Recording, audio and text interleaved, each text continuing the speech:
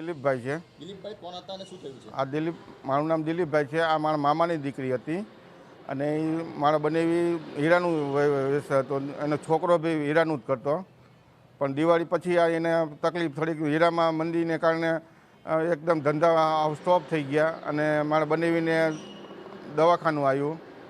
એમાં લોનના હપ્તા ભરાણા નહીં કાંઈ. 4-5 હપ્તા માથે ચડી ગયા હતા. શું કામ કરતા હતા? હીરાનું જ કામ કરતા હતા. 2 જણ. હા, બંને જણ. હવે હેરાન પરેશાનમાં તો બીજી તો કંઈ નથી, પણ એને ફ્લેટ જે રાખેલો હતો ને એને બીજાને વેચી નાખ્યો હતો ને ઓલા પહેલાં ભાઈ એને કંઈક 50,000 રૂપિયા કે લાખ રૂપિયા જે આપ્યો એ બહુ ખ્યાલ નથી, પણ પૈસા આપ્યા હતા. એટલે એ પાછા એ ઓલા ભાઈને લોન માથે બેઠી નહીં, જેને આપેલા હતા એને. એટલે એને માગણી કરતા હતા કે પૈસા મને તમે